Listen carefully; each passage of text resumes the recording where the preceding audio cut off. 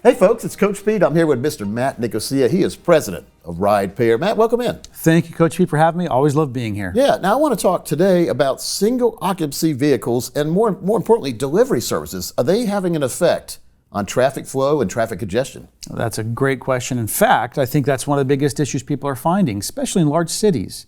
Now there's an issue we call the curb effect, where people are driving, they're trying to park, find places to park. Yeah. And then obviously now with COVID, some are calling it over, some are not calling it over. People are coming back to work. There's a lot more cars on the road. Then you had we call them your ride sharing services, your Ubers and Lyfts. There's more cars on the road than before. Right. And then now you've got all the delivery services in place.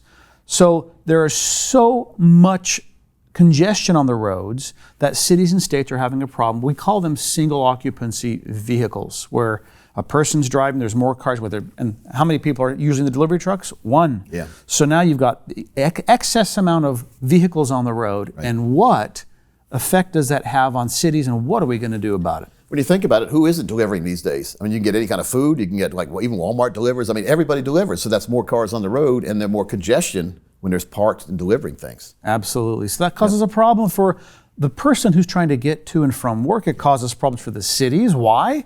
Because now they've got traffic issues, they've got more accidents, they've also got more wear and tear on the roads. That's a big issue, and how are they going to solve this? What truly is going to be an issue? Well, that's a good question. I mean, so what is the solution here? Well, most are saying let's just start by charging people for driving their cars.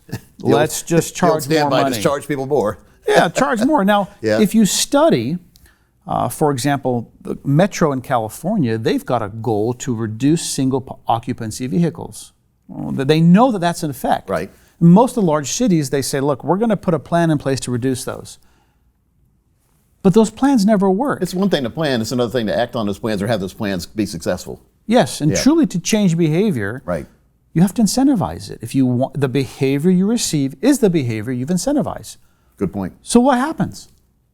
Well, if you incentivize it, then more people will take advantage of it. That's and correct. less traffic, less congestion, and more happiness on the road. Correct. Now, we at RidePair, we believe our technology, which is truly behavior modification technology, Right.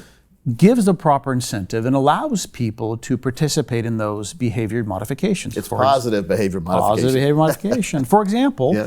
we believe that if you pay an individual, not a couple dollars, not a couple cents, not a coupon for carpooling, we call it ride pairing now, Right. the ability to get actually incentivized, they may change their behavior. So what is the cost for behavior modification? In our studies, it's not cheap. If you truly want to tell a person, we want to increase your mobility, we want to give you opportunities to change the environment, change the roads, you're going to have to pay significant. Now, the funny part is a lot of these agencies will pay hundreds, if not billions of dollars for marketing advertising to tell the story, but none of it truly affects the behavior, hence the RidePair app. Right.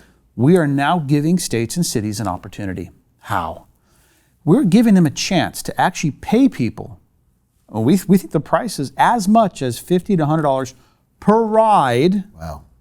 That's a minimum of 30-mile commute ride to team up together. We call it pairing. The old word is carpooling.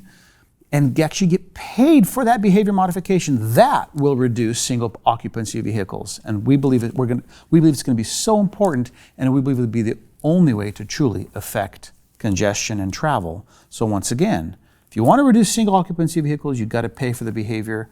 The RidePair app does that. We track who's in the car together. We track where they started, where they went to.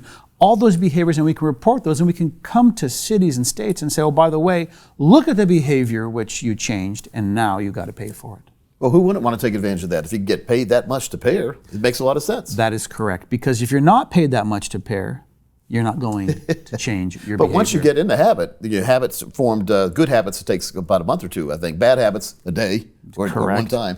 But folks, Matt, tell people how they can find out about how they can get paid to pair. Absolutely. So to find out how you can participate in what we call this reduction of single occupancy vehicles and get paid to pair, team up, the older word carpooling, in certain cities and certain times, go to getpaidtopair.com and find your incentive to help us and the world change the roads, change the environment. Getpaidtopair.com.